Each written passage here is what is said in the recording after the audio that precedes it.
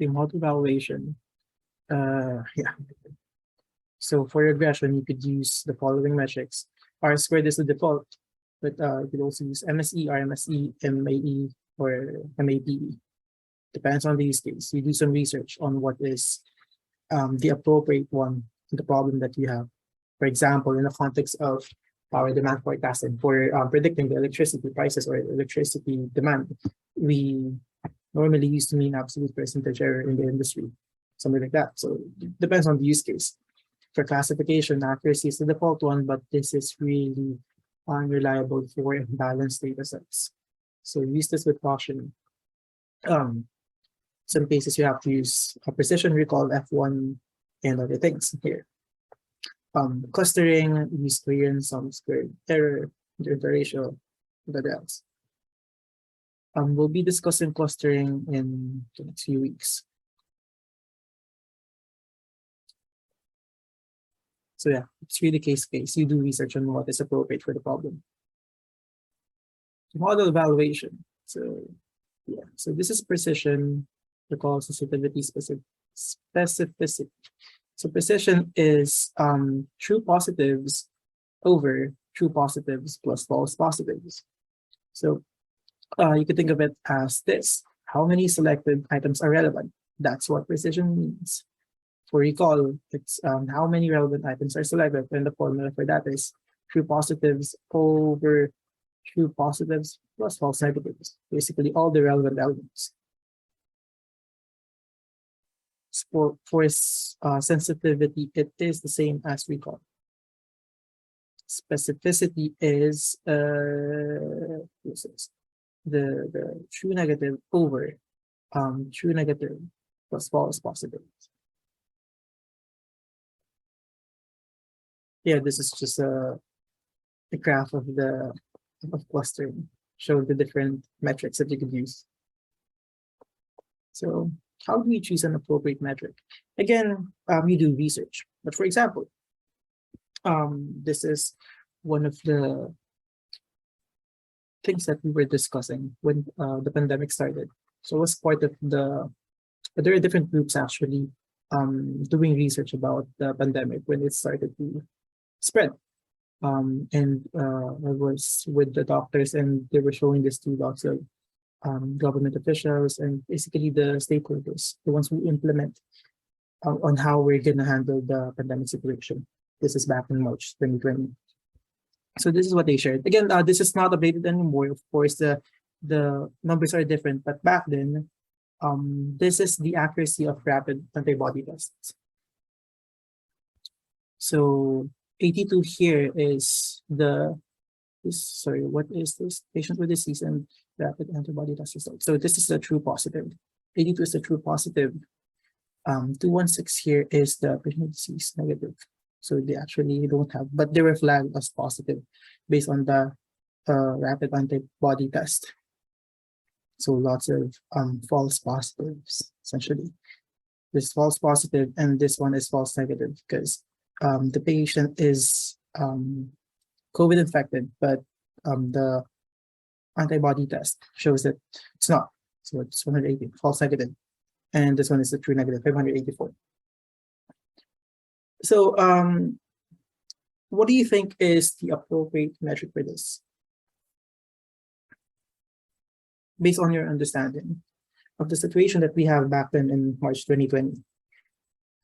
Again, the pandemic just started. We don't know what to do. We want to limit the number of infections. We want to contain the spread of the COVID virus. So what do you think is the appropriate metric for this, given that you have this data? Sensitivity is 41, specificity is 73. If I simply use accuracy, what's going to be the score? So 82 plus 584 over 1000. That's the accuracy. Do you think that's great? Given what you're seeing, do you think that's good? 82 plus 584. That's 666. Yeah, it's 666. So 66% accuracy. Or should we use another metric? Give me your thoughts about this.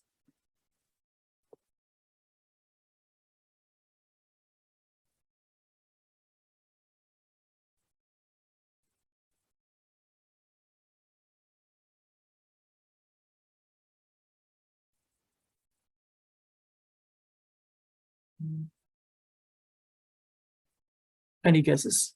What do you think is a good metric? How about you, Juliana? What do you think is a good metric for this, based on what you're seeing? So you could use precision, recall, accuracy, specificity, sensitivity.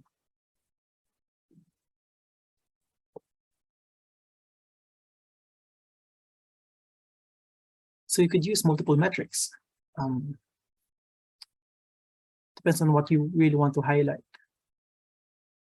Again, the context is we want to contain the spread of disease. What will you, what is the metric that you'll be using when you report this to the different officials?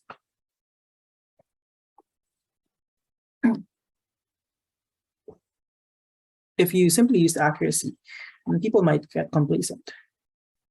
You say that it has 67% accuracy, right?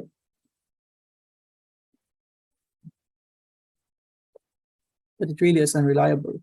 You could have lots of false positives, and that's bad. That's what you have to be careful of, the false positives, because they could spread the disease. Sorry, it's a false negative. Wait, let me check. It's negative. Yeah, it's a false negatives. I'm sorry. It's a false negative because they actually have the disease, but it was flagged as negative by the test. So you let the people go away and travel. They could now spread the disease. So we now have to pay attention to this, the false negatives.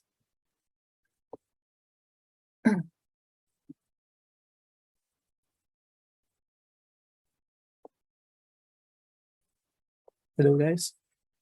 Still following?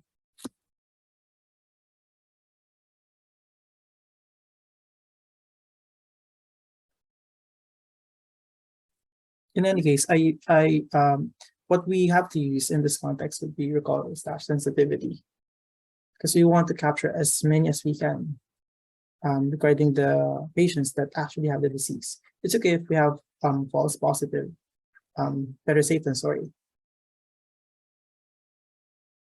Right. So we want the sensitivity instead. Got it?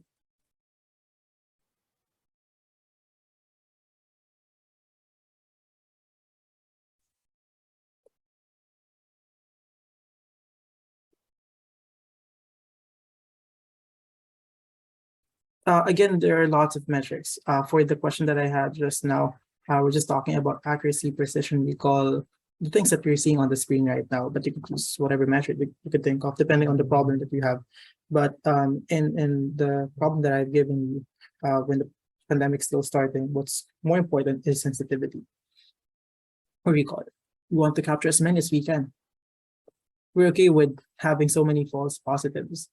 Again, better to be safe than sorry. But if you let these people go out, the false negatives, then they could spread the disease. So it's case to case. Understood?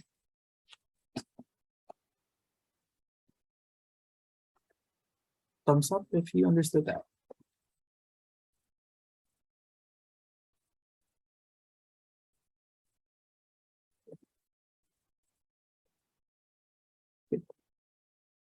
What else? Some common pitfalls in model evaluation: overfitting and underfitting. So overfitting is memorizing train set and performing poorly on the test set. Underfitting is you just have bad results overall for both train and test set. So this underfitting, you're using a line to fit this function that you have. This is more like an x squared function, parabola, but you're using a line to fit that, which is wrong. So this is underfitting. As for overfitting, you're sort of cheating. You're trying your best to really fit all the data points, but you're not really generalizing it. And this is the good balance, a good model. Just okay, you're using or you're utilizing few features to explain this, few weights, few parameters.